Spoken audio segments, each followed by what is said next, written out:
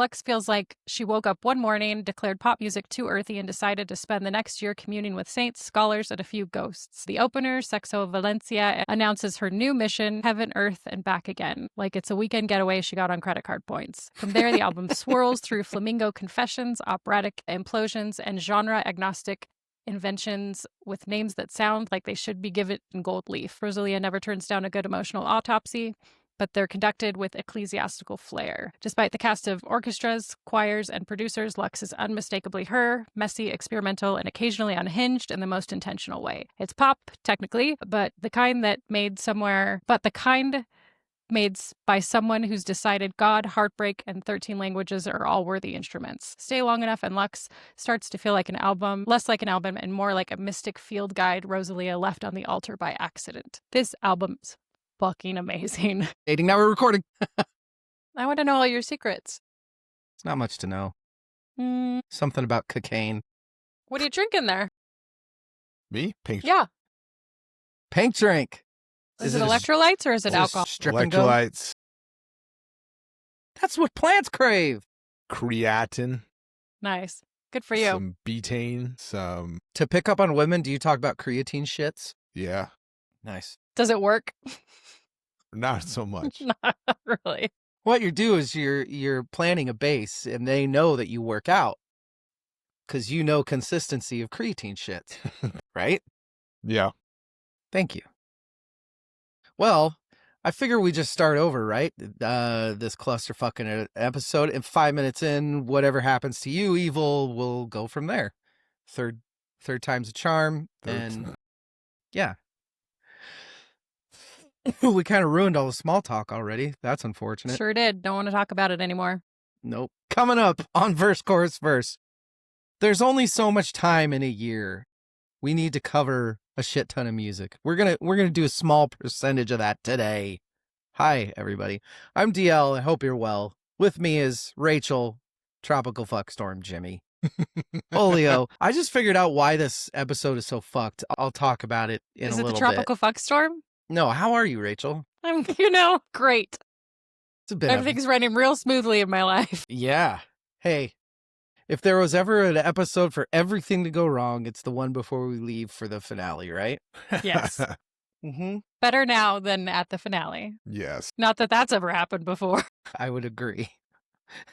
Hey, that's true. Also with us is Evil. Creatine shits Jimmy. Evil, how are you? See, it's good we started over. Yeah, That's one of the best ones ever. Sure. I'm great. Life's good. Is it? Yeah. Good. We really gotta get to it. We've taken way too long, mostly because of me, a little bit because of Rachel. Mm-hmm. I thought that I was going to be about 45 minutes away from a breakfast burrito by now. So, yeah, right? You feel my pain. Uh-huh. Yeah, there's some really good breakfast burritos around these parts. Quite lucky. We are done with all the quick fires. We're done with all the album reviews. This is our What Did We Miss episode, where we talk about a bunch of albums that have come out through the year that we either wanted to check out or more critic darlings or the big venues saying that this is album of the year. Rachel, as far as these albums and 2025 in general, what are your thoughts? Yay, nay? I think that, you kind of said it. These are kind of critical darlings. These are this is a good group of stuff. Even the stuff that is not my vibe, I can still understand that it's pretty good. Yeah. So I think 2025 is tying up very well. I think so too. Evil, same question. It's been such a strange year because of some hiccups along the way. Like, I don't know what you're referring to. no, me either. The podcast had a little break. Yeah, We were on a break. We were on a break. So, looking back to the stuff that we talked about pre-break feels like forever ago. It does. So, yeah, which has made kind of the retrospective nature of this episode. Crazy that we covered 9 Inch Nails this season. Right. Yeah. It feels like it was Forever seasons ago. Yes. Yeah. I feel the same way. There are a couple. Usually I have a harder fight with my top 5 as far as best albums of the year. This year, there's a couple that to me are no brainers, and then there's a big clump of that's a 8 out of 10. Yeah. I feel like we're gonna go through. While we're recording this, we're going through our arguments about the best. We do a top 10 best albums of the list every year for our finale. I'm gonna get this. It's gonna At work. least you're pretty. Yeah. And I am struggling not so much with the great and the not good, with the middles. Where do I put this? 3 or 7 Mhm. kind of thing. Yeah. Are you? Not that you guys have tried it yet. No, we have not. I'll do that on the flight. You'll be sitting right No. next to David. You can't do that. Yeah, do it give it to me by Tuesday so we can at least have a day to be like, fuck you, we're not putting that at 3. Yeah. Sorry, Diaries of Call Girl. So, 10 albums. For those of you that don't listen to the quickfire reviews, that's silly because they're our best episodes. But this is exactly the same thing this year. Usually we do 20 albums. This year we're only doing 10. I'm glad. I kind of like it. Yeah. It's more manageable. You can dig It in a is. little bit more. Yeah, but 6 minutes, and that's all the time we get. And we're going to be pretty strict about it this time because we are not putting this into 2 episodes. This is 1 episode, 10 albums. Yikes. So yes, we're being strict with the... No extra chatting. Yeah, don't just shut the fuck up, okay? But that's it. That's what we do. We talk about a new album for 6 minutes, and then we give it 2 thumbs up or 2 thumbs down or somewhere in the middle. We talk about what the best song is, and then we get out the way, much like someone in front of Ludacris. Rachel, a bitch, David. if you prefer. I do. Rachel, I said That Rachel. sounded bad. That was and then bad. I finished my Bad segue. Ludacris joke. Apologies for that. I know what you meant. Thank you. Rachel, I want to get to the most Yes. important part of the day. It is Sunday day. Actually, what are we drinking? I'm going to go first because I suck. I have been very sick and I am just getting over it. And I do not want to have any sort of health issues whatsoever for the next 4 days because of something that's happening. So I have got water, and I have got coffee, and I have got a strawberry banana smoothie. And that's it. Look at you. Yeah, I just can't. We got. Can't risk it. Look. Do you even podcast? Well, so, I was saying that, like, the beginning of this was an absolute tropical fuckstorm. It's because I'm not drinking at all. Exactly. The universe is punishing us. But yeah, I got to be healthy come Thursday because we have a lot going on. Evil, what about you? What are you drinking? Well, I just had my aminos and electrolytes and creatine for the that you will shits poop out later? Yes. with the betaine and all that other stuff, Boys are which I drank gross. probably far too much of. My poor kidneys. I drink a lot of water. You just though. drink it to drink it? Yeah. You don't do it's drink not it like pre or post or anything? I do it for the love of the game. Wow, that's weird, bro. Yeah, I'm weird. And then I also have poured myself a glass of Calumet Farms 14 year because this is a special episode and it's a very good whiskey. Where's that made? Calumet Farm. Well done. Well played. It is. Where is it from? That's a good question. Kentucky. Hey, well. So is it Kentucky? It's straight bourbon whiskey. Okay. Bourbon. Okay. All right, with an E. Rachel, David. what are you drinking? So last maybe episode, it wasn't. It was a future episode. I had a Cutwater White Russian. And then yesterday I went to Albertsons, and right as I walked in the door, they had peppermint Cutwater White Russians. Oh, no. So it's going to be Christmas in my mouth. That sounds Ho, ho, ho. that's pretty good. And I had one the other day, and they're fucking delicious. They're so good. Big fan. Sugary, milky, milkshake 13 goodness. 13% 13% peppermint White Russian. It's a really subtle peppermint. It's just like enough. It's good. Gotcha. It's not super sugary. Yeah, so unfortunately, I was going to do my 10 bourbons with 10 Mountain Dews today, but that's the other thing is I can't taste shit right now. So it would have been stupid. That's kind of the other reason. Well, So we'll all just this have to, creatine's going to waste. we'll do it in the off season or something. Everybody, 10 albums that we missed this year. We're going to take a break and we're going to get into it. We'll be right back. Hi, everybody. We're back.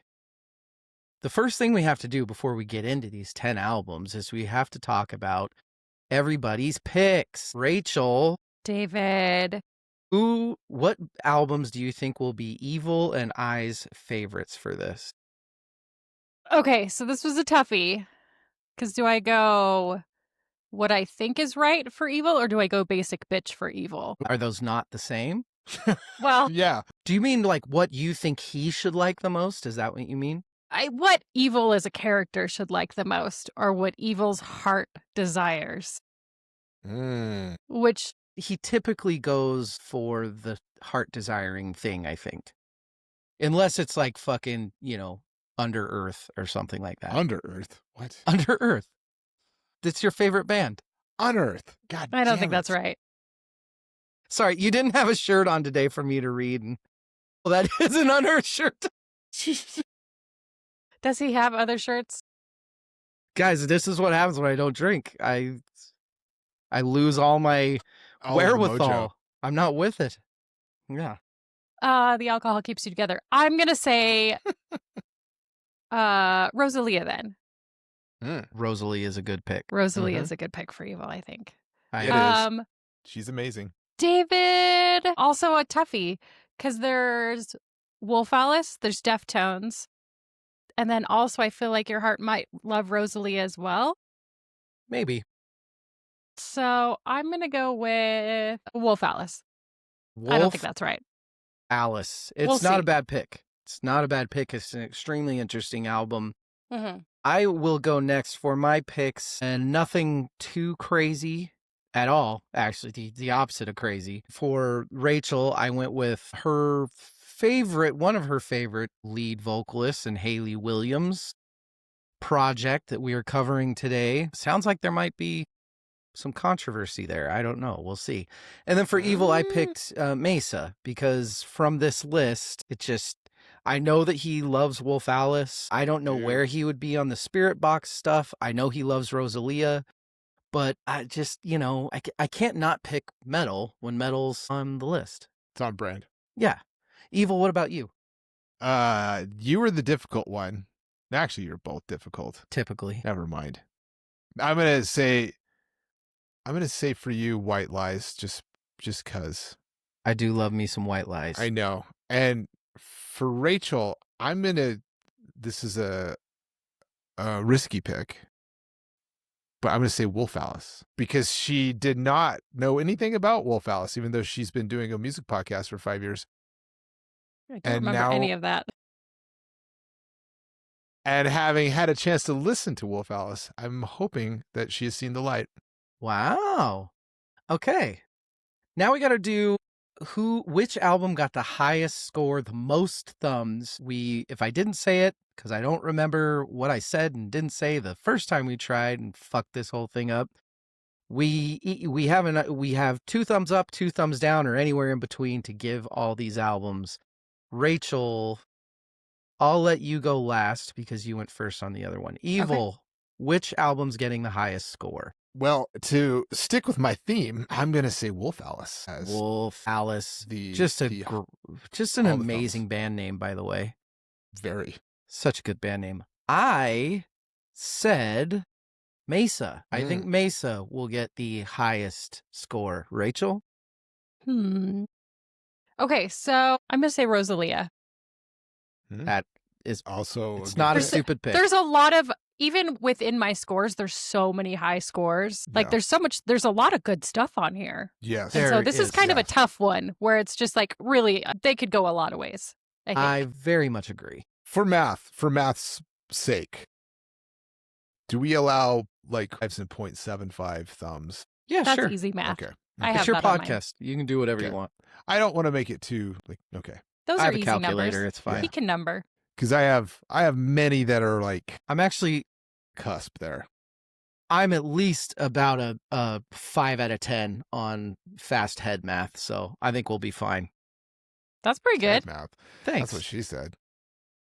She did. Now we got to pick the lowest overall score for the albums.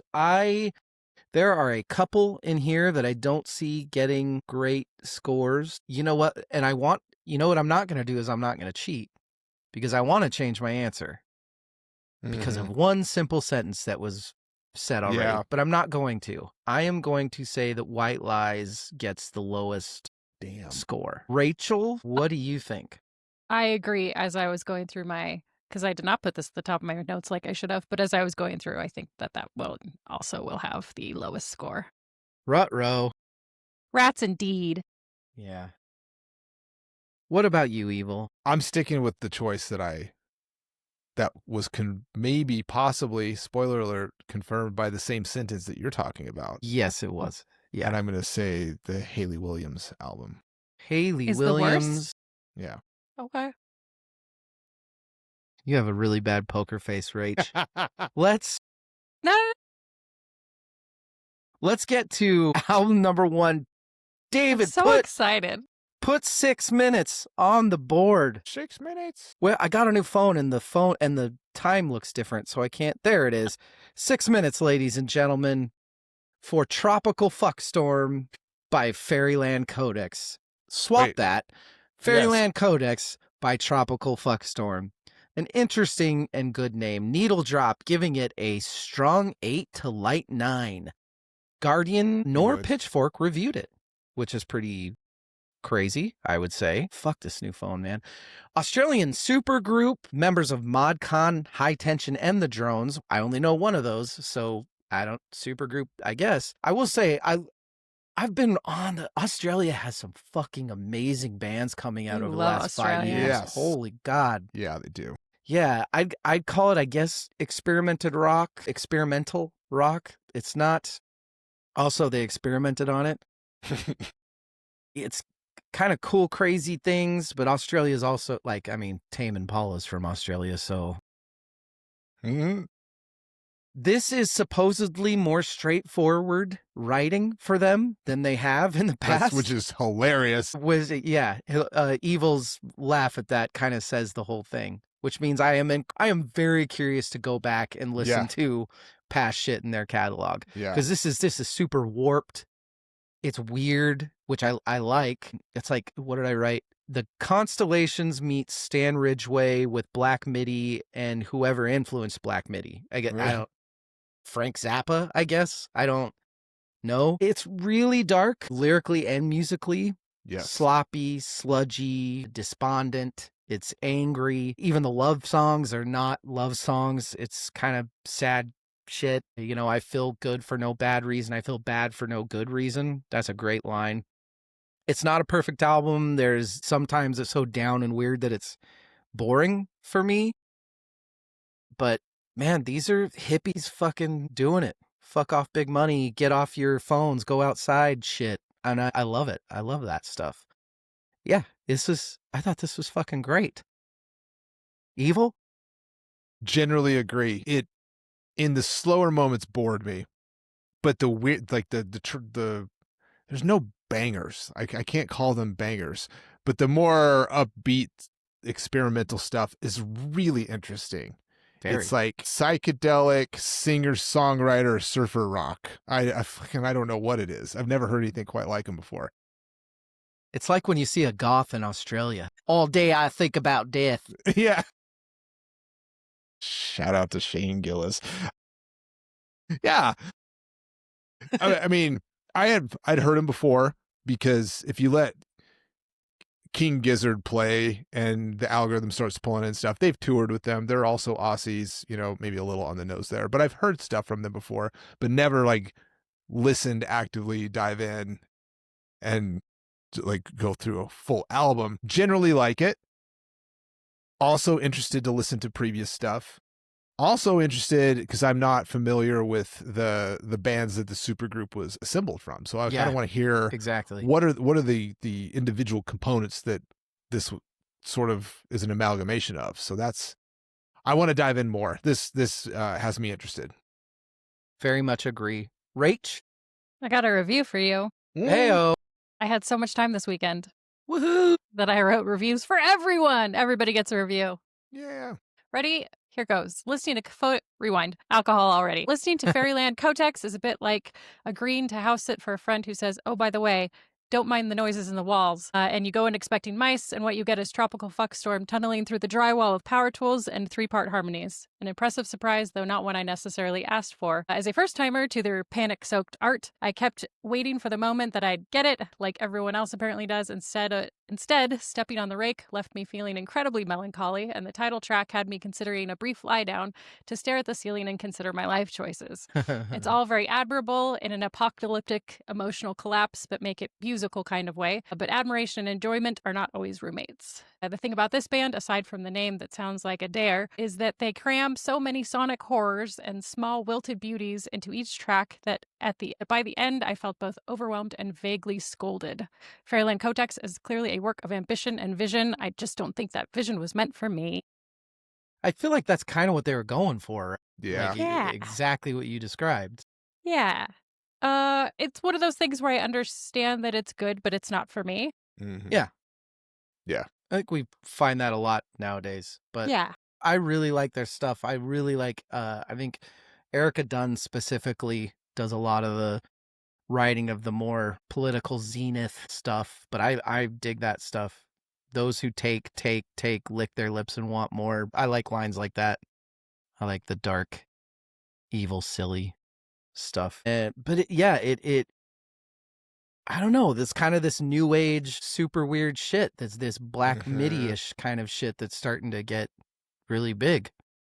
I think It's time. that's just perfect timing right there is what that is. Excellent. There it is. Yeah, tropical fuckstorm, ladies and gentlemen. For me, I said the best song on this was Moscovium, but there were a few that I thought were fucking great. And there's tons of good riffs, beats, great percussion work in this. I gave it 2 thumbs up. Why not? Wow. It's something new. It's a lot of thumbs. It is a lot of thumbs. It's going to be a lot of thumbs today. It's not necessarily something that I'm gonna dive into, but maybe I will. Maybe maybe it'll be on my top 5 end of the year. Who knows? Who's to say? Evil. Interesting. The 2 thumbs up that's a Yeah, there's Very nothing interesting. on here That's that a I, choice. that I'd bite my thumb at. I'm about 50-50. Like the tracks I like are about, I would say, roughly half of the album. Very interesting. The slower stuff, not for me. Favorite track, I wanted to give Dunning-Kruger's Loser Cruiser my favorite track nod. I do like that track. That's a fucking great name. Yeah. But I can't resist a song about jellyfish, so I'm going with Irukandji Syndrome. Of course. Opener's great. Who can? Right. I'm giving it 1 thumb up and interested to poke into the previous catalog of this band, but also, like I said, they're weirder stuff. Yeah. Weirder stuff. But I want to dive into the members' other projects too. Yep. I agree. Rach? I also said 1 thumb up. For me, it was a good effort. And I said stepping on a rake because it reminded me of being sad in the early 2000s. Yeah, that's great vibes. stuff.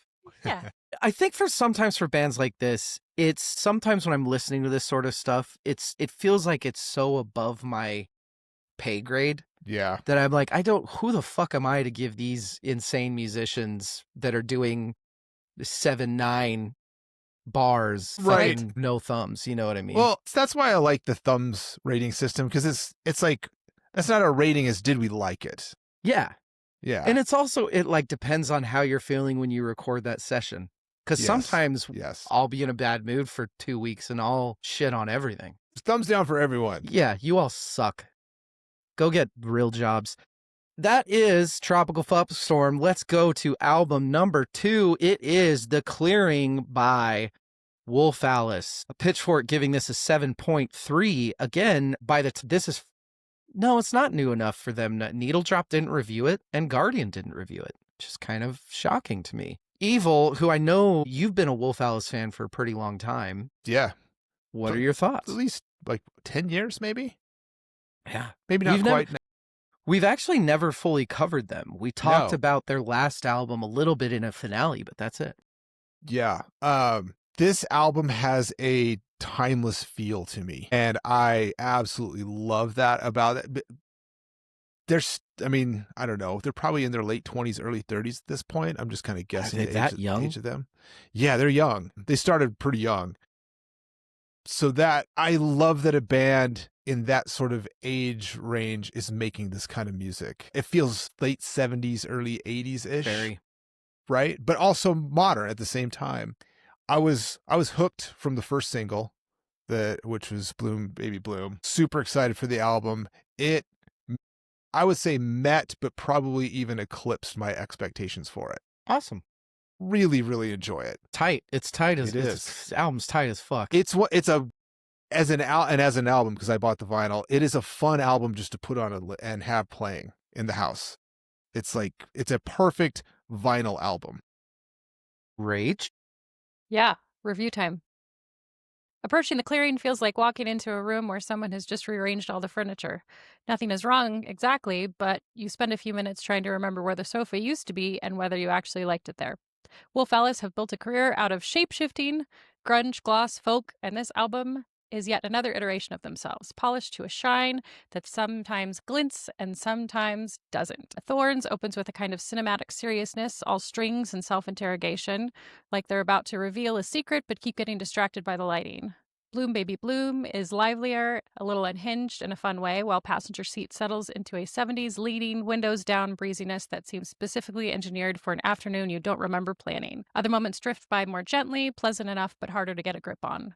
Songs that seem to nod politely as they pass without insisting on a conversation. The production is immaculate, the intentions feel high, and the results land somewhere between confidently melodic and thoughtfully vague.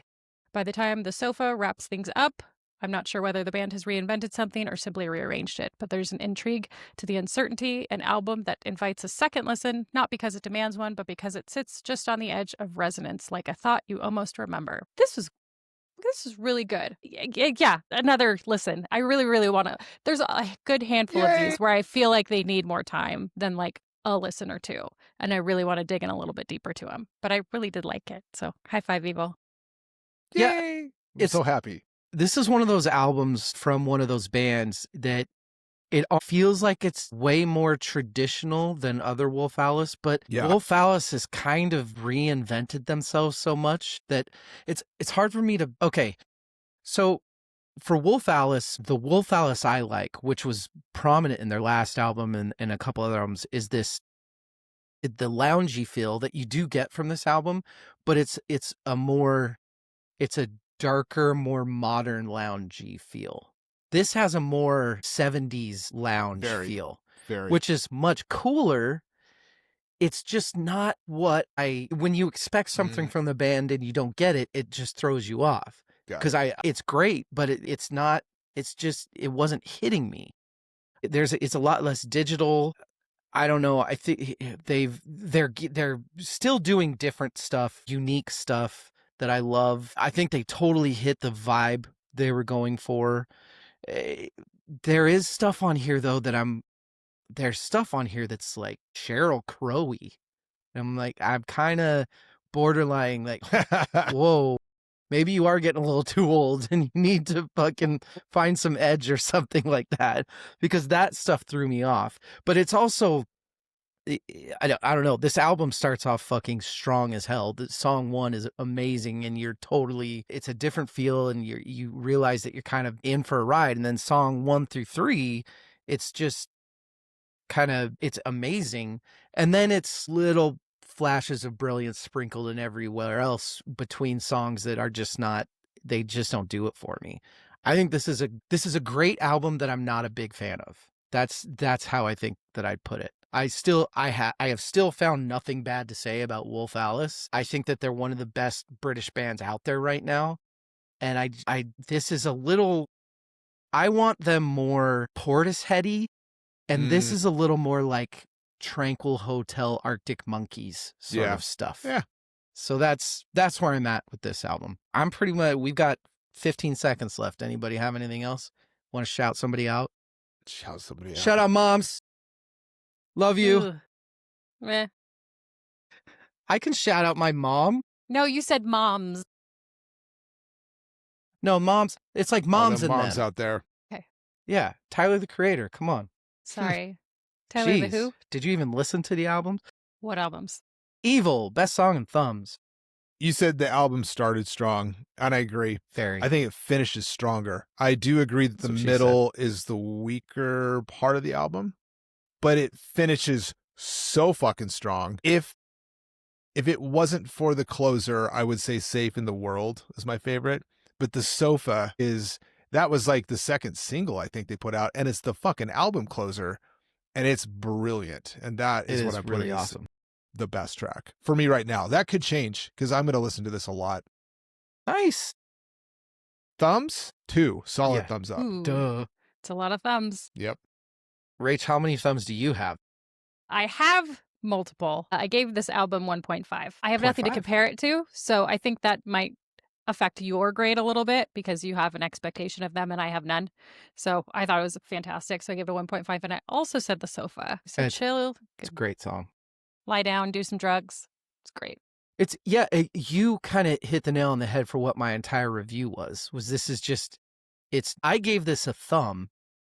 It's probably a 2-thumb album, but it's just not the Wolf Alice that I wanted, which is stupid, but hey, we are humans and humans are stupid. So I gave it 1 thumb and I said the best song, my favorite song, best song, whatever, is Bloom Baby Bloom, which Evil mentioned. Super fun, and it does have a lot of that kind of old school Wolf Alice shit in it. Yeah. But it's a great album, and not be shocked if this is on the top 10 best albums of the year, and I will happily have it up there high if that's how it works out. All right, everybody. Should we go to album number 3? Let's do it. It is Tsunami Sea by, you guessed it, Spirit Box. Did they guess it? Pitchfork did not review it. Needle Drop gave it a 5 or a 6. And Guardian Ooh. gave it, you guessed it, 4 out of 5 stars. Evil, what'd you think of Spirit Box's Tsunami Sea? I've kind of sorry. Dad, you just I've scared the kind shit of out of me. stayed away from Spirit Box. We officially have Evil's fuck up, and it was super small, so let's keep it that way. Okay. I've stayed away from really diving into Spirit Box, and I think part of that comes from I'm really only familiar with their more commercial tracks, like their singles. They haven't been around long, right? Not long. This is their second full album. They've done some EPs. I'm disappointed in myself for not giving them a chance, because I found a lot in here that I really liked. The reason for kind of like keeping them at arm's length is I'm not a huge fan of the I don't want to say overproduced, but I'll say heavily produced metal, which this is. It's like post Meshuggah, post gent sort of era metal. And that's just, I have to fucking stop telling everyone to get off my lawn and just accept that that's the case. Or you just don't like what you don't like. Well, but the problem is I actually really like this album, and prejudging it, I think the band and their previous work in this album was a mistake. I actually really enjoy it. So I'm finding that as I dive into more modern, heavily produced stuff, I'm liking more of it. I have to kind of live with it for a little bit. We fear change. Yeah, we do. But yeah, I'm a fan now, and I'm excited to see what they do. I think this is a great band. She's a great vocalist. I like the range. I tend to enjoy the more harsh vocal metally stuff than there was a review I saw somewhere, like not an official outlet, but someone was like, they do really good modern metal and mediocre alternative rock. That's kind of what this album is, a mix of. And I kind of lean towards the modern metal stuff on the album is great, and I could do without the more commercial stuff. Yeah, so this is Canadian metal band, got crazy good reviews on this album for the most part. For me, it's there's nothing new from the start. And I don't listen to a lot of this style of music. I'm not a fan of this specific style of metal, really. I feel like this is taking a lot of stuff from like the Deftones, which we're going to talk about later. Bands like that. Slow, gentle reverb choruses with like jagged verses kind of shit. Like they opposited the verse, chorus, verse stuff. I just don't get very much out of this. It sounds like it's like a more legit. What was the fucking pop metal band from the 2000s with the chick lead singer? Evanescence. The Evanescence. Like that sort of stuff. I'm not into at all. This actually, I can see why they're popular, because for metal, they do a great job of keeping their songs super pop. Like these are very poppy songs. It's weird. I know this is metal, but it just doesn't feel fucking heavy to me. That's what's weird. It doesn't feel heavy. It's almost more industrial in ways. Which that's when I liked it. When suddenly they're doing some fucking, primal something out of the fucking Mortal Kombat soundtrack, then I'm like, oh shit, here we go. Yeah. Yeah. Rach, what'd you think? Yeah. Before I get into review, I felt very similar to you. And I actually was going to say Evanescence, but I'm glad that you did, so I didn't insult anybody, and you did it first.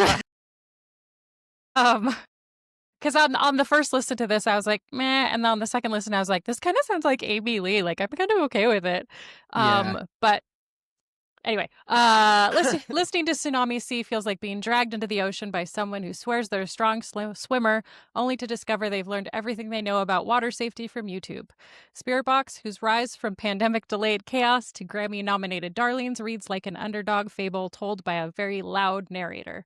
What's most striking about how unbothered the band seems by this is the idea of cohesion. They treat genres the way a toddler treats a buffet plate, pile everything on, stack it vertically, and insist it's all food, so it all goes together. Tsunami Sea is described as everything from metalcore to EDM, which really is a way of saying no one wants to commit. The album veers from sonic assault to graceful and beautiful, oftentimes within the same song, the music equivalent of being punched in the sternum and then handed a warm cup of tea. The tracks crash in waves, heavy, then heavier, then inexplicably tender, until you begin to suspect the band is playing a long-running joke about emotional whiplash. Yeah, this is kind of like the we talked about Tyler Childers in the last one, where I said that it's not for me, but I want them to do well. I want them to have fans and get high scores and reviews and stuff like that. Rachel, favorite song and thumbs? I went between Keep Sweet and Perfect Soul. One of those two. Cool. Whatever. Sure. For thumbs, I'm going to say 0.75. 0.75. Thumbs. That's fair. Yeah. Am I next? Yes. Yes. I am. I said my favorite song is Black Rainbow for the reasons that Evil kind of said. This is that industrial. The drums on that. Yeah. Soft Spine is great too. Soft Spine has a little bit of a heavy devy, the Gojira whammy shit going on. Yes. But I gave it no thumbs. Like, it's good, but I'll never listen to this again. That's fair. Evil? Good front loading the heavy devy reference, because I prefer the heavier harsh vocal tracks on the album, with one exception.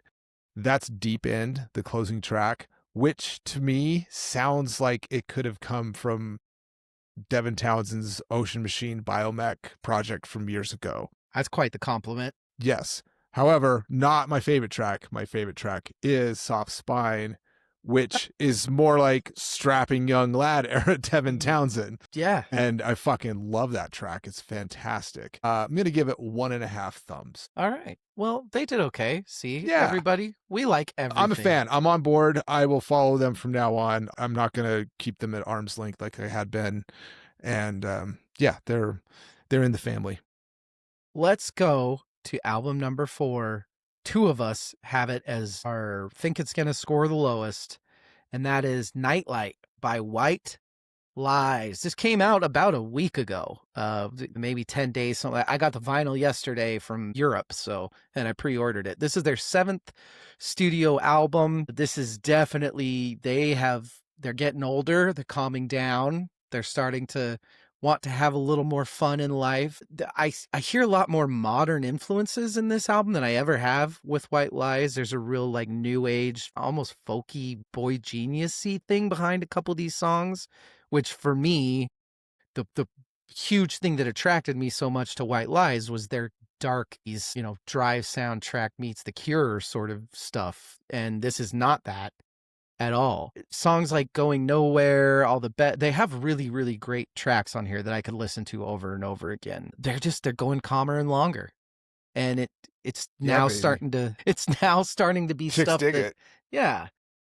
But it's now starting to be stuff that it's like I can tell they're smiling when they're playing it. And I don't want my white lies like that. Even Nightlight, which was the single for this, it's I don't know. It's just not all there, but I still enjoy a lot of the parts of the songs. There's also a couple tracks on here that I think are really bad that I really don't like. But, I'll say this, their bass players are fucking bad. The bass production and playing on White Lies albums have become by far the best thing on their albums. And I only listened to this 3 times, and the third time was on vinyl last night, and there were at least 3 or 4 tracks. I was like, this is fucking cool. So that's how I feel about this right now. Evil? So I had a hard time chewing on this because I'm not super familiar with the previous work. I know you are. Yeah.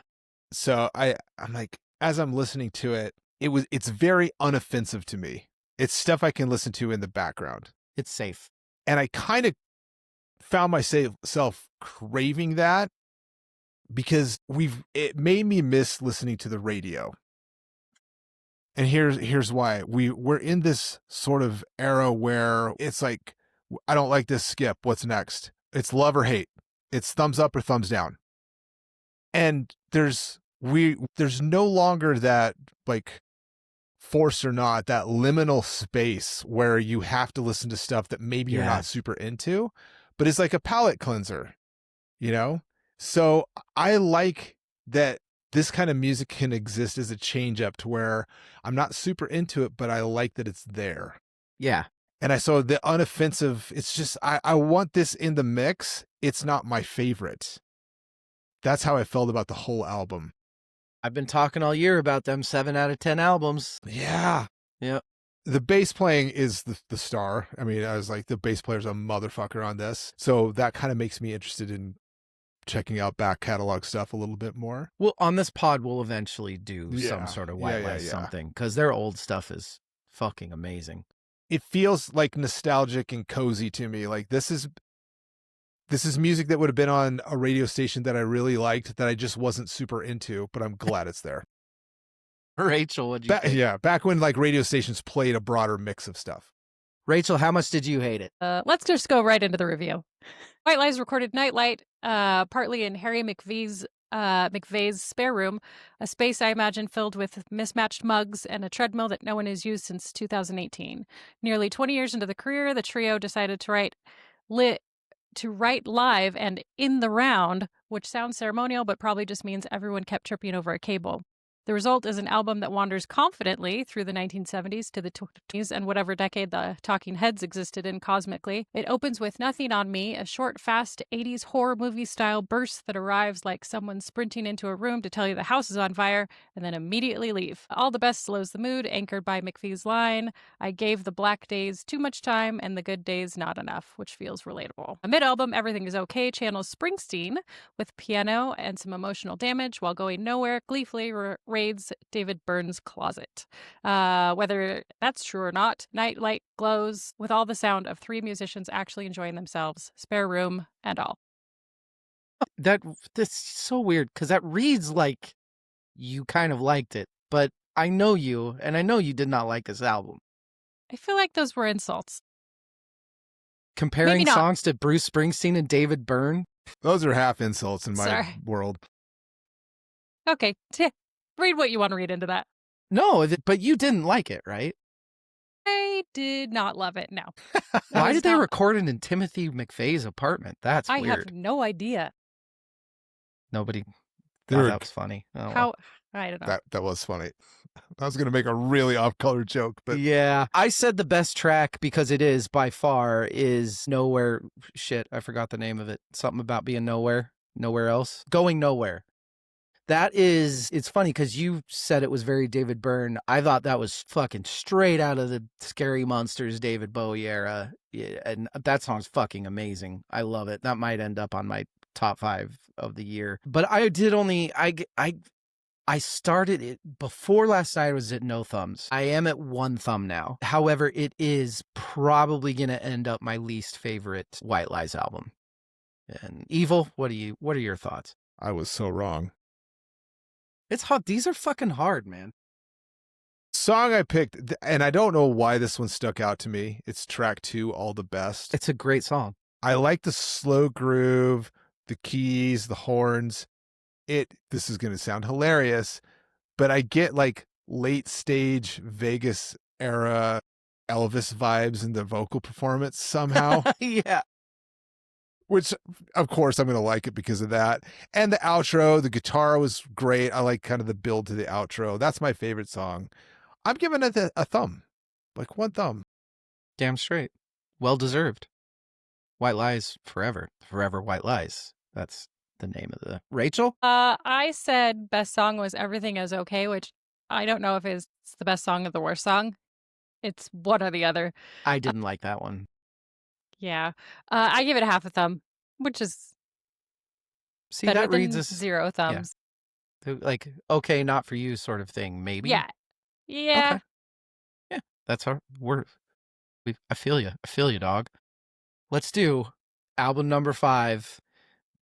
Fucking Rosalia, Jesus Christ. Well, that's fitting. The album is Lux. Pitchfork giving it an 8.6, Guardian giving it a 5 out of 5, and Needle Drop giving it the same score he gave Cowboy Carter, 7 out of 10. Fuck which is why we off. love Needle Drop. That's what I said. Evil? Okay. This album is a lot. Let's just start there. She is so phenomenally vocally talented. I can't believe that there's... Okay, go ahead. I can't believe I didn't pick this as the most thumbs, now that I'm thinking about it. Who's going to have the gall to not give it 2 thumbs, Rachel? I don't know. Sorry. It's not as immediate as Motomami was for me. Like, I enjoy this album. I don't know if I like it. Yeah, I think that's fair. I mean, I appreciate it. I don't know if I like it. Those are 2 different things.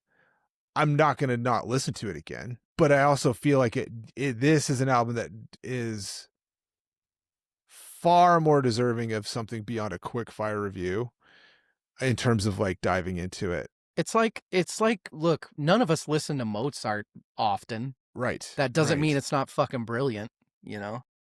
And so there is stuff that is immediate and I really like on it, but there's other pieces that I'm like, is this like overdone? Is it like bombastic and over like, but she kind of pulls, even if it is, she has the ability to pull it off. So I can't tell if it's indulgence or genius at times. Fair. I love her. She's one of my favorite artists currently. And I love that she made this album. And I love that it's so much, even though I like Motomami's way more what I like that she made this album. What are your thoughts, Rach? So many thoughts. Good. You ready for it? Yep. Rosalia has never been one. Rosalia. I need to stop saying that. Rosalita. Rosalia has never been one to color inside the lines, but on Lux, she seems to have thrown the coloring book into a cathedral fire and started again with ink and quill. The album arranged in 4 movements, sung in 13 languages, which is the sort of thing that would feel pretentious if it weren't Rosalia. Lux feels like she woke up one morning, declared pop music too earthy, and decided to spend the next year communing with saints, scholars, and a few ghosts. The opener, Sexo Valencia and something I can't pronounce, announces her new mission, Heaven, Earth, and Back Again. Like it's a weekend getaway she got on credit card points. From there, the album swirls through flamingo confessions, operatic implosions, and genre-agnostic inventions with names that sound like they should be written in gold leaf. There are heartbreaks, of course. Rosalia never turns down a good emotional autopsy. but they're conducted with ecclesiastical flair. Despite the cast of orchestras, choirs, and producers, Lux is unmistakably her, messy, experimental, and occasionally unhinged in the most intentional way. It's pop, technically, but the kind made by someone who's decided God, heartbreak, and 13 languages are all worthy instruments. Stay long enough and Lux starts to feel like an album, less like an album and more like a mystic field guide Rosalia left on the altar by accident. This album's fucking amazing. Every goddamn song, I had to stop and just pause in the middle of it and be like, Jesus Christ, this is fucking art. This is my lingua ignota. Yeah. This is something that I'm going to have to listen to That's fair. 1,000 times. Whatever. Finally, some good news about Catholicism. Rosalia, everybody, she's here. Thanks, guys. She's here to save your asses. Yeah. Yeah, I mean, this is her fourth album. Again, this came out like a week ago. We've had no time with this. Yeah. Recorded with the London Symphony with Daniel Bjarnason, who's Icelandic famous composer. This is the opposite of what other pop artists are doing. This is she's trying to make her life harder. She's trying to make art. Right? I want to go in, I want to be able to do songs, and not only do I want to sing about all of the female saints that I've loved, I want to learn more about those female saints, and then I want to sing the songs in that language. This is not something that people fucking do anymore. Nobody puts in this kind of work anymore. 14 fucking languages, each corresponding to the female saint. This took 3 years overall. She dedicated herself even just by Google Translate, and then, we as Americans can't even fathom this sort of fucking language effort. Yeah. It's not even like this. No fucking way. But yeah, even Daniel Bjarnason said he met with Rosalia for the first time when arriving for the album's first recording session and said, it's different from anything else I've ever worked on. And Rosalia is pushing every boundary internally and externally. She was extremely hands-on and involved with the whole recording process with the orchestra. And she really felt every single note that was being played. She has a strong intuition and sense of what she wants, but is at the same time very open to new ideas. And that's what you get. You get these fucking classic tradition meets new age in only the way that Rosalia can do. We talked about the Bad Bunny album from this year. Great album, because he took some modern concepts and kept it super traditional with these Latin beats. This makes that. This is like Man A now sitting next to fucking Paint by Numbers. This is taking modern and traditional, and I don't know if you can do it any better than she did it. I'm on the same page. I am absolutely floored with this fucking album. So much so that almost like Evil, I don't know what to fucking do with this. Yeah. I think we're all kind of at least one way or another on the same page. Evil, thumbs, and best song. Best song, this will most likely change. Yeah. With more listens, because I need like fucking Rosetta Stone to dissect. I sent you, I'm like a clip, like a screenshot. I got like Genius up looking at lyrics, and I'm like, and it's in Chinese. Yeah, it's going from like Spanish to Chinese. I'm like, she's singing in fucking squiggles now. I can't even. Google Translate's broken. I can't. Yeah. But it's one of, I said this over and over about her last album. I don't want to know what she's saying. It's too pretty. It's like, it can't get any prettier than what I'm building it up in my head as. Sure. At the same time, it's so good. What if she's just singing about Gucci and fucking teriyaki chicken? That would be amazing. Well, she did that one time. It's so good, I feel obligated to dive in further. That's fair. I feel challenged. I'm like, now I have to. I feel obligated to do it. Best song, like I said, this could change. Track 2, Reliquia. Hopefully I'm saying that correctly. Rosalia, I'm going to give her 2 thumbs. She deserves it. Yeah. Rach? Agree on this. Picking one song was just not easy at all. I said Mio Cristo Presidente. Perfect. My Italian is nailed it. No bueno. Thumbs, all of them, obviously. All of my thumbs. If I had more thumbs, she would have all of them. I've Yeah. never wanted to give more thumbs to anyone ever. Two thumbs for me, and pick a song. I didn't. This whole album is fucking. It's amazing. Every song is better than the next. I wonder what's going to be on top of our best albums list this year. I think I have no after idea. the first time I listened to it once, and then I opened up like Wikipedia or Genius or something like that and read a paragraph about it and started to listen to it again. I was like, well, it's one of our top 2 best albums of the year, like guaranteed. Yep. I know what the other one is. Yep. Yep. I think Taylor Swift. Yeah. Obviously. And with that, we have to take a break to recoup. We'll be right back. Everybody, we're back. First 5 albums. We're doing pretty well. Oh my God. Yeah, some high scores, higher than usual. Obviously, there hasn't been any We Don't Like It's, and I'm not sure. Let's hang on. Our number 6 album, man, this is just, I feel like I could do a whole episode talking about these guys with you based on numerous things. It is Private Music by the Deftones. Pitchfork giving it a 7.6, Needle Drop giving it a 7, and Guardian not reviewing it. Rachel, are you a Deftones gal, and what'd you think? I am now. Trevor loves the Deftones, like passionately. He's very nice and will just listen to whatever I'm listening to. He doesn't push his music on me very often, so I've heard very little of the Deftones outside of what we've done, which is not much. And so, big fan. Let me review, and then I'll continue. Deftones have somehow become the band everyone agrees on, like Dogs or Taco Bell. In the 90s, they weren't even Sacramento's best band with an awkward rapper. Now, Reddit users are writing dissertations about whether they're new metal or shoegaze, as though the fate of democracy hangs in the balance. Private Music feels like being led into a room you're not entirely sure you're supposed to be in. The lights are low, everything smells faintly of incense and expensive anxiety, and the Deftones are lounging in the corner like they've been expecting you. It's an album that hums rather than shouts, radiating the kind of confidence usually reserved for people who have finally stopped pretending to enjoy small talk. The band excels at the friction between weight and weightlessness. Chino Moreno floating up into some vaporous falsetto, while the guitars behave like they're trying to dig a tunnel straight through the earth. What's most striking is how intentional everything feels. One moment the band is wrapping you in something warm and reverent, the next they've dropped the floor out from underneath you. But the album tempers its heaviness with an intimacy that feels almost conspiratorial, as if Deftones are leaning in close to say, "Don't worry, this is so supposed to hurt." The album lives up to its name. It feels personal, inward-facing, meant to be played alone, preferably in the dark, where you can pretend you're the protagonist of a moody mid-2000s indie film.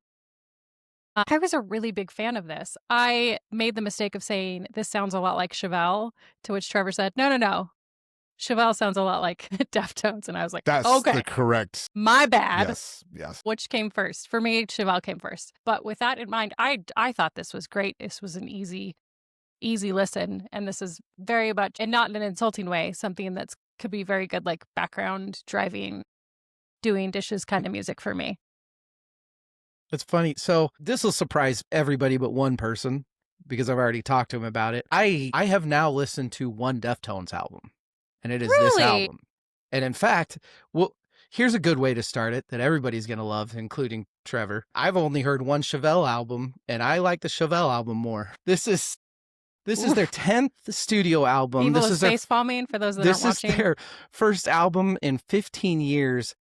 This is a really, really hard album for me to judge, because I know they've been around forever and they've been prominent. You know, I've never listened to a Deftones album, but I know 3 of their songs fucking by heart just because of how much they've been played. They really, I get their prominence. I get how much they've helped in that kind of, I don't even know what sludge metal emo. I don't know what the fuck it is. Kind of, to me, this kind of felt like a lot of the same that I've heard from them. Again, I'll say it 5 times. I haven't listened to a full album of Deftones yet, so I don't know. And I'm going to at some point. I've been given the instructions on what to listen to. I get that I need to. Are his vocals different in this? Does his voice sound different? No? I'm just torn. They do cool things. They have amazingly interesting chord choices. They have really gutsy production. There's cool decisions through this whole album, but there's also just a lot of very, I'm gonna fall asleep repetition sort of stuff. If you're listening, I feel like if you're listening to this a track at a time, probably brilliant. Listening to this all the way through, it's fucking exhausting. And I don't know, maybe I just don't like the Deftones. Maybe I just don't like this style of stuff. I'm not, it's for me, from the music I listen to from that era, it's like just the slow songs of Alien Ant Farm. Evil, help save us, the Deftone fans. I think you need to go back and listen to Around the Fur, and I think Rachel needs to go back and listen to White Pony. I'll listen to both. Yeah, White Pony is one of my all-time favorite albums. I think it's it's one of the best rock albums there is, and that's still my favorite Deftones album. This is my favorite since then, and I'm not like shitting on the albums they've released in between. I just think that this is White Point's the wrong way to say it. This is I've said this before when different bands have done this. This is a greatest hits album of new songs for the Deftones. That's what it feels like. So it's a great, great album for Deftones fans. I feel like when you're a band that's been around that long, but then you don't come out with something for 15 years, you must have so much in the fucking pot to pick from. Yeah. Ideas for songs that you've been fucking around with. Has it been that long? I thought that's what it said. Man, first album in 15 years. Wow. Yeah. I'd have to, that shocks me if that's true. I thought they'd had stuff since then. Regardless, the stuff in between White Pony and now, there've been good stuff and stuff that I've enjoyed. Nothing that I've been like, yeah, no, I'm absolutely wrong. Okay. What what did I hear that about? Sorry. Yeah, because there was an album in the last 5 years at least. Yeah, Ohms. Yeah. That was fine. It was fine. This one's better. I really like this album. It's a Deftones greatest hits of new songs. That's how I feel about it. Rach, thumbs and song? I gave it a 1.25 thumbs. 1.25 thumbs. And for song, sorry, I got distracted. My mind is a mountain. Is it? I guess. You couldn't even remember what your favorite song was. All of them were, this was, like I said, it was not trying to insult anyone. Like my husband, is that they were kind of samesies a little bit. Nothing really super, super stood out for me. Evil. Song Save and us. thumbs. I'm going to do the thumbs second. Ectasis, that riff, that groove is that reminds me of pre-White Pony Deftones, like the really old stuff. I dug that song quite a bit. So thumbs. The caveat here is we only have 2 thumbs to give, and a 2 thumbs up rating for one album does not equate it to a 2 thumbs up rating for another album in terms of album quality. I really like this. I'm giving it 2 thumbs up. It's not the same caliber of album as Rosalia, but we gave it 2 thumbs up. We get it. But I'm going to give it 2. I think it's great. It's fantastic. I will buy this vinyl. The cover's rad. I said Milk a Madonna. That's the kind of stuff I like. Straightforward, big riffs. Yeah. More like early skater metal feel, kind of, which I love that. I gave it no thumbs. I think I am yet to be impressed by the Deftones. I'll say it like that. You're going to get them at some point and be like, I haven't listened to it. This is the only full album I've listened to. So I know that there are at least 2 albums that everybody's going to say, go the fuck back and listen to those. And I'm sure that I'll dig them. Let's go to album number 7. It is Hayley Williams' Ego Death at a Bachelorette Party. Pitchfork giving it a 7.3. Needle Drop reviewed it before it was an album. If that doesn't make sense to you, it will soon. And Guardian gave it not review. This is Hayley's third album, which surprises me. I didn't know that she had 2 other solo albums, but here we are, and there she is. As I said with the needle drop thing, he reviewed all these when it was just a whole lot of tracks by Hayley Williams. So on July 28th, Hayley uploaded 17 new songs, including she uploaded 17 songs to her website. The tracks could only be accessed by a 16-digit code that was sent to fans who purchased a product from her hair dye company, which is just fucking hilarious. She kept it on. Here, this gets better. She kept it on for 24 hours and then took it down, and 3 days later posted them all on streaming. I mean, I love Hayley Williams. Fuck you. That is the How very douchiest. Taylor Swift of her. Thank you. I'm glad you said it. Love you for that. She released them again as Ego Death Blah Blah Blah when a bunch of fans on an organized website, she basically found that fans had organized it into the way that they thought the tracks should be. And so she's like, fuck it, I will come out with this again and make more money. She probably was just like, that's so fucking awesome. Now I want to release this. Hayley's an amazing front person. We've all talked about how, all 3 of us have talked about how we fucking love watching her. But Paramore is good because the band is fucking rad. And I don't even like Paramore, but that's one of those, I acknowledge that they are a fucking rad band. And this isn't Paramore. This is glum, boring nothing songs. Literally glum. Yeah, literally. I think it does her a disservice even coming out with this as an album. If this was whittled down to like 9 songs, maybe there are good ideas in here. I went into this with an open mind, came out of it, even trying to block out the shit that she did. This seems like a full-on cash grab to me, and it's not a good one. I really didn't like this at all. Evil? So, loved it. This album is so amazingly reviewed. Is it? Yeah. Wow. Okay. It is 20 songs. It's an hour and 6 minutes. If you're a regular listener to this pod, you're already in trouble if you're doing that. Yeah. Yeah. I feel like I want to propose a new award. Jesus Christ, it did. It's got amazing reviews. I want to propose a new award. It's the I feel like I'm taking crazy pills, Charlie XCX. I'm being fucking gaslighted by everyone award. I love it. That's because this name. is Write like that down. Charlie XCX Gaslight Award. Perfect. It's a schizophrenic collection of middling new age self-help pop songs. Tell us how you really feel. I feel like this is a like Hayley is amazing front woman, obviously. Paramore, lauded band. Their stuff is mid to great.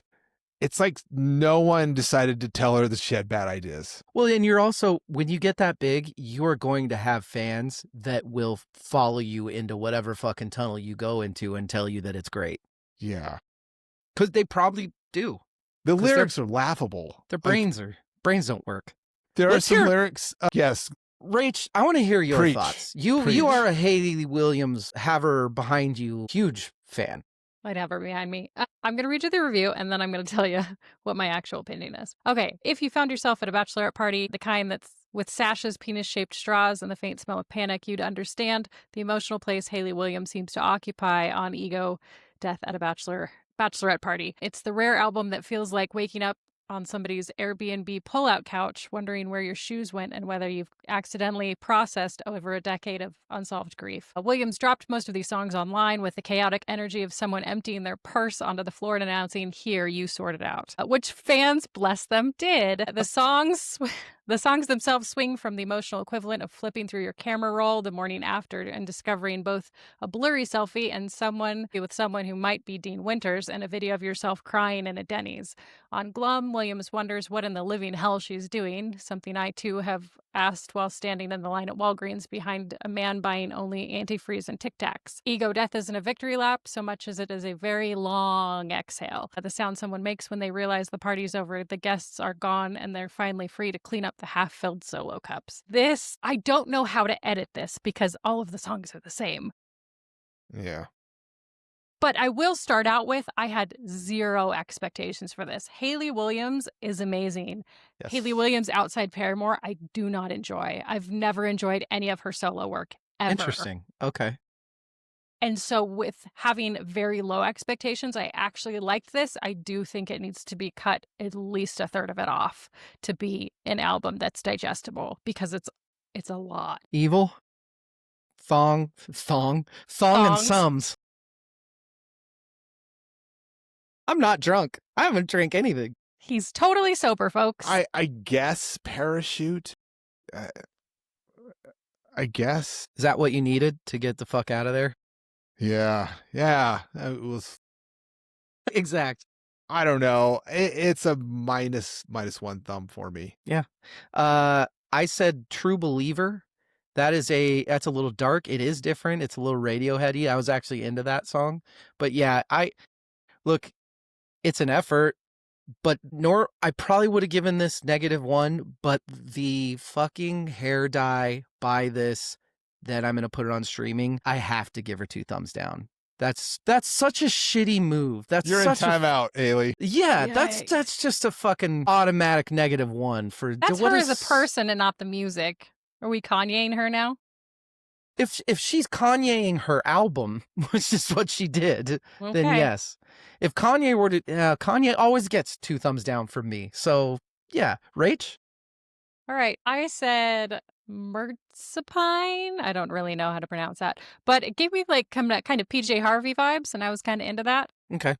I will give it 1 thumb because, again, I expected 0 from it. So it impressed me a little bit that it wasn't as boring as I thought it was going to be. 1 thumb. Hayley Williams, stick to the Paramore stuff. My God, just don't. That's. I like that you didn't give it you just said 6.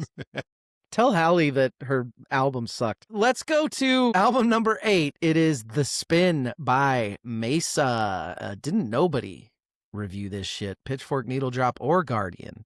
Nobody cares. Evil. Tell us about Mesa. What are they even thinking? I I'm not found this thinking. album a while ago, and I think I tried to get you to listen to it, which you Well, didn't. No, because I put it on the What Did We Miss?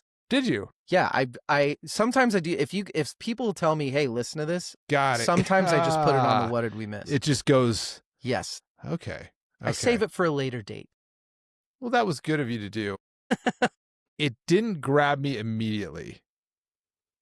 This is a slow burn, but I kept coming back to it, and like it just got its hooks in me, and I fucking love this album. How long have you? When?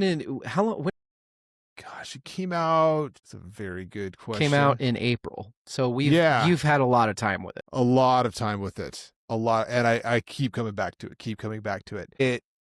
I wasn't super familiar with the previous stuff. I know that fans of the band were not like universally thrilled with this release, but broadly it did really well. It was like people were like, "Yo, check this out." I think that's how I found it. It was like, metal albums to listen to or whatever. And I dug it. It gives me like kind of a little bit of Typo Negative vibes. I could see that. Some like 80s synthy stuff. There's like fucking like jazz trumpet in a track. I mean, like there's so much going on. I would put it in the ever-growing doom sludge category, but not. I mean, it's not that. I love her vocals. I love the riffs. It's just like a well-crafted album that sounds familiar and is yet nothing like I've ever listened to before.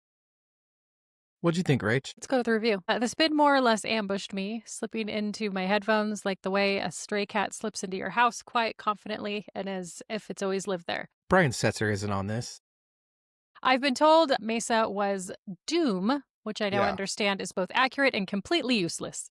Like describing a meteor as a rock. The opener, Void Meridian, immediately dissolves any expectation of a single genre. It drifts in on synth haze and post-punk guitar, sounding less like metal and more like the soundtrack to a movie where everyone speaks in riddles. At Races follows a strange and mesmerizing hybrid of heavy stomp and delicate shimmer. It was at this point I realized I had no idea what this band was doing. Fire on the Roof tightens the grip, sounding like Stranger Things and building with tension with an elegant with an elegant kind of menace, like someone politely warning you not to open a clearly cursed door. Then Arrival arrives with some swampy slide guitar, an element that in any other context might feel like a dare, but here it just works somehow. I'm new to Mesa, but I'm beginning to suspect they might be able to make anything work. Thicker Blood sweeps in, shifting from moody synthscape to a finale that left me staring at my speakers as if they might explain themselves. They did not.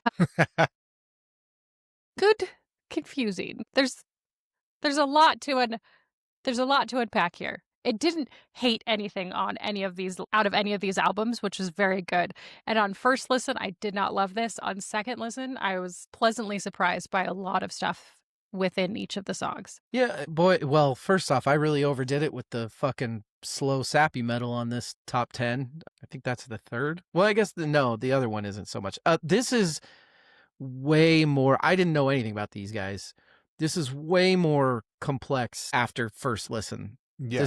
There's when you really start listening to this, there is a lot of Depeche Mode, early Cure influence in here. She is the female voice of this sort of metal that I like. Mm.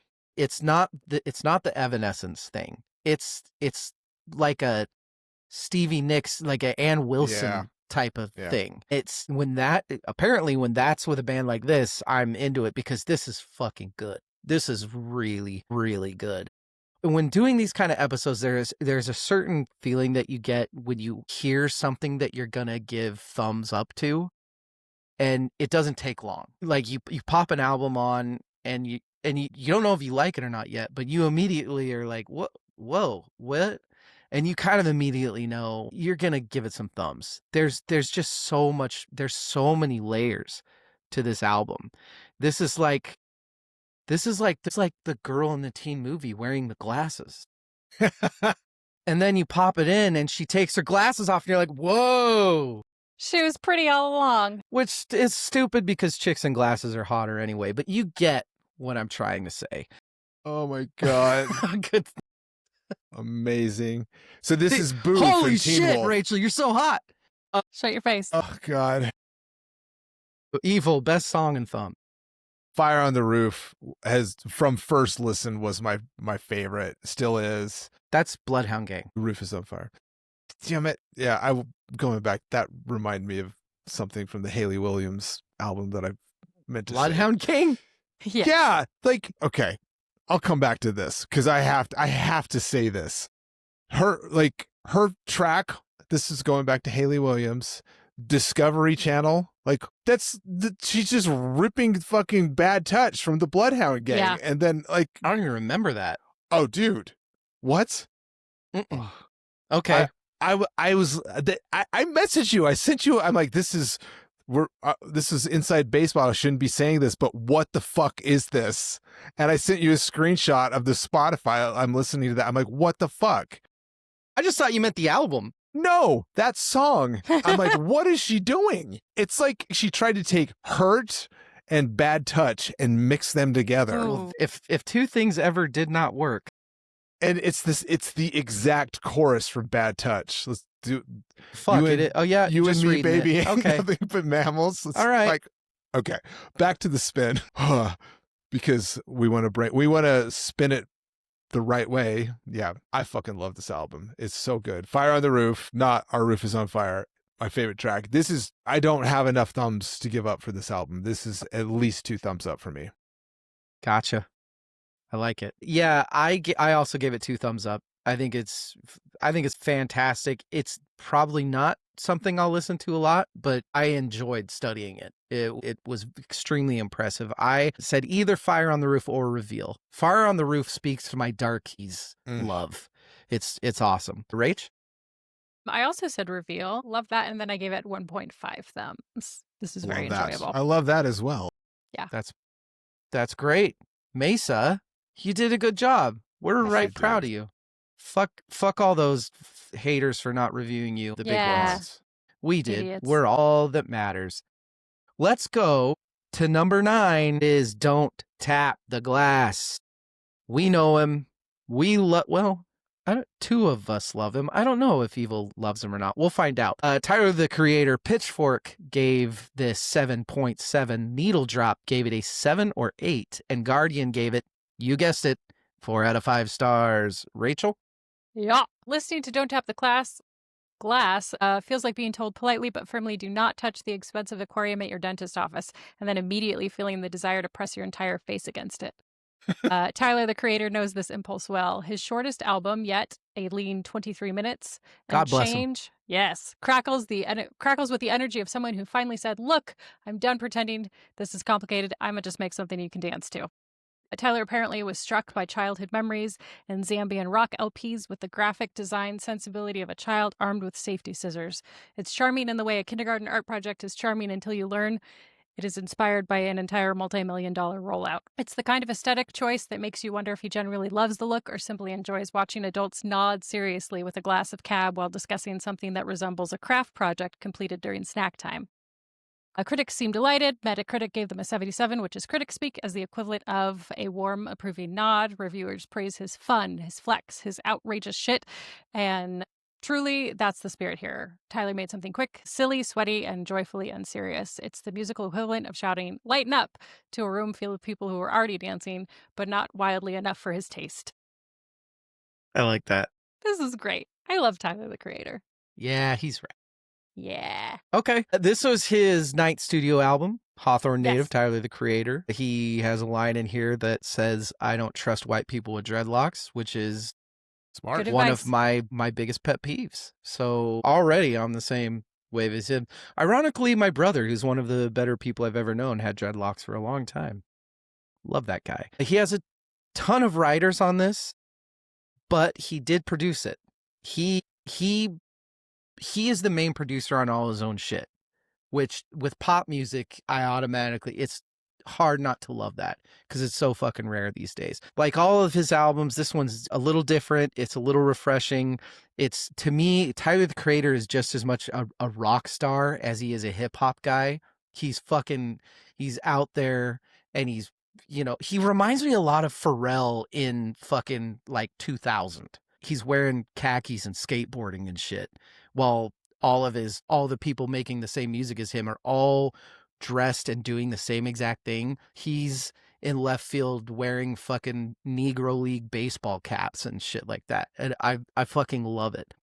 He's just one of my faves. This doesn't bring a ton different than Call Me If You Get Lost. I thought Chromacopia was different. It was awesome. It's a little bit different lyrically than I'm used to from him in a bad way. This is a lot more I'm the fucking man sort of stuff, which that's great. That's awesome. But he's usually a lot more weird about how he's doing it. And this wasn't deep. It was fun. And so that's why it's not one of my favorite Tyler, the Creator's projects it's my least favorite of his from the last 6 years. But I still like it. I'd still be very happy if it came on the car or something like that. Evil, what'd you think? To correct our statistician, it was not 23 minutes. It is a 28-minute, 30-second affair. Damn it, Rachel. I said, did I not say 28 minutes? You said a lean 23 minutes. Oh, I have 28 minutes in my notes. I apologize for... You have Sixel Sid.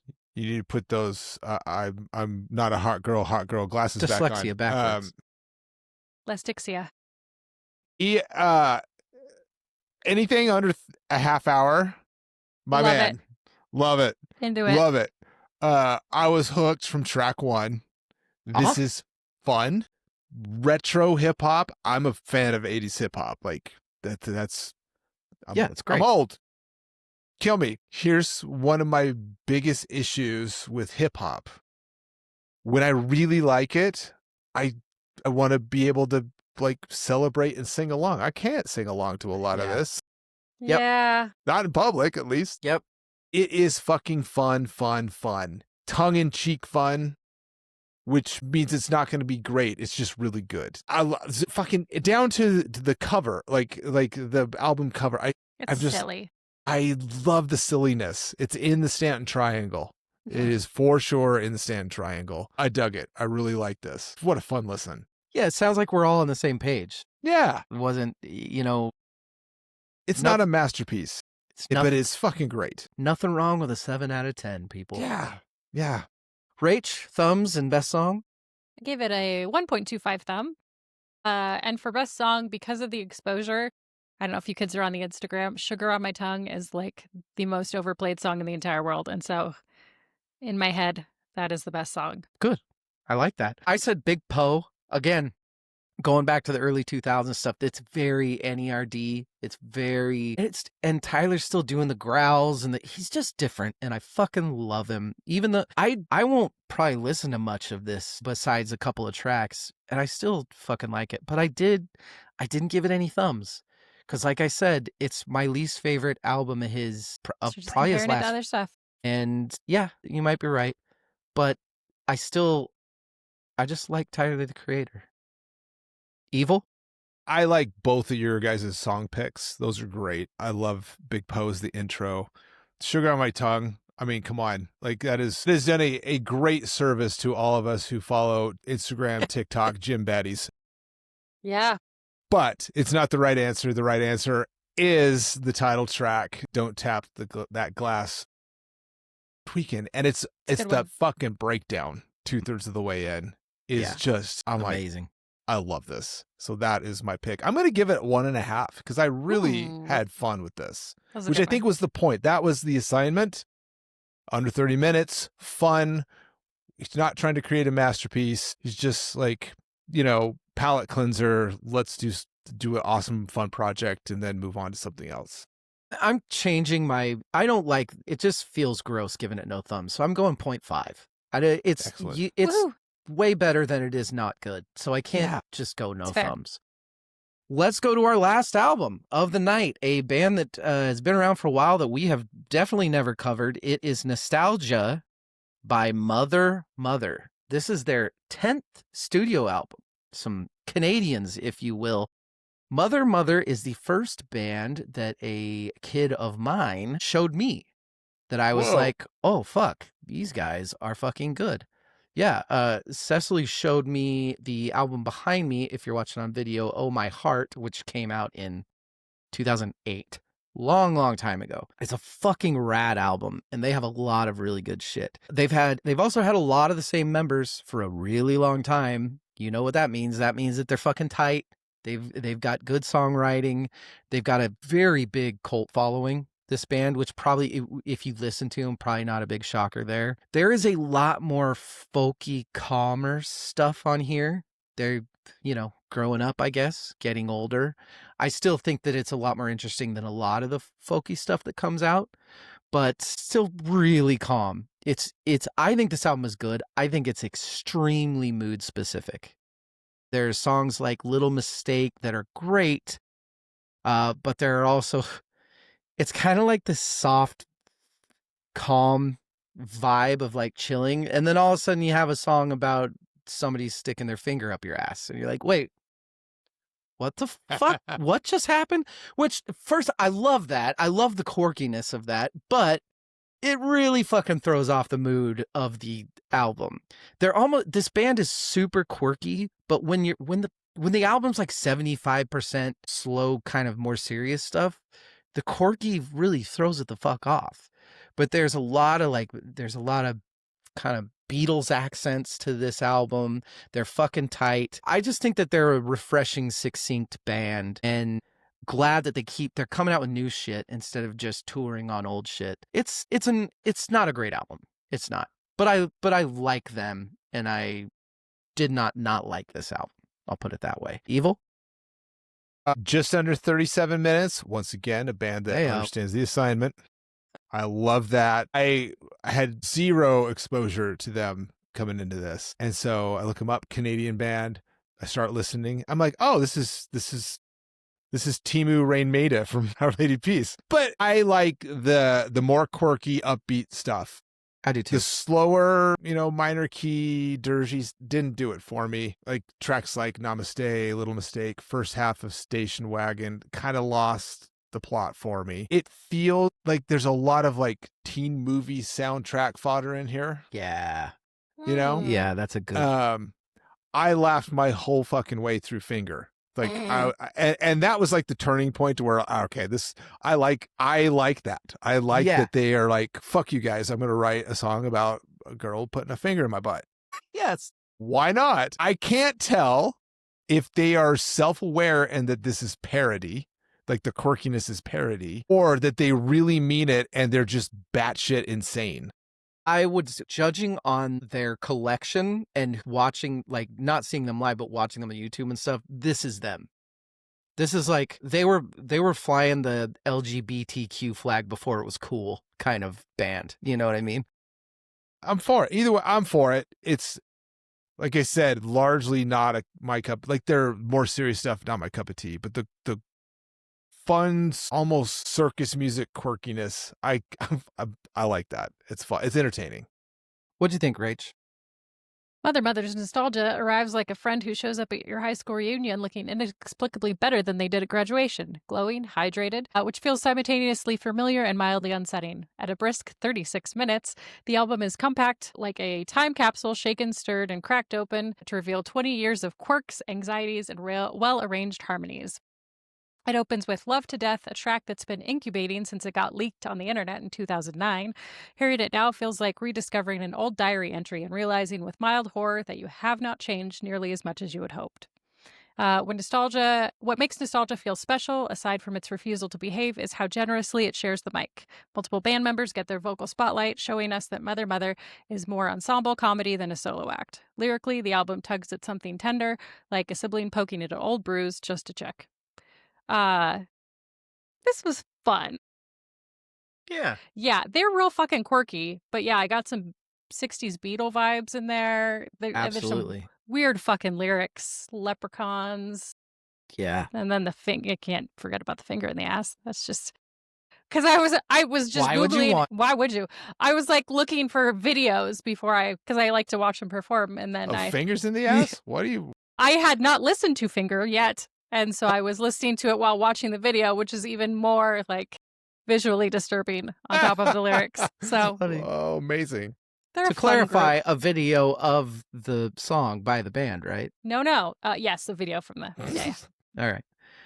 I said that Make Believe is the best song on the album, and it's not even fucking close. I think Make Believe is that like fun, poppy, kind of weird shit. Man, they are good at that, and that song's fucking rad. That's a front runner for my favorite songs of the year, and I'll give it a thumb up.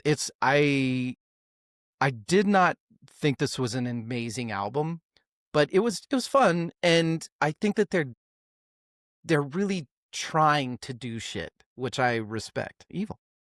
On and On, Song for Jasmine, stuck with me. Good. Yeah, I like that track. It's fun. I'm going to give it one for fun. One thumb for fun. It's funny how just one finger. Rach? Same. I also gave it one finger, which was my thumb. I said the best song was Station Wagon. That was the Beatles-y one for me, and it had a little Spanish guitar in there, and Mama loves a Spanish guitar. Yeah. We might have to change the thumbs to the Mother Finger Award. How many fingers? Yeah. Oh my God.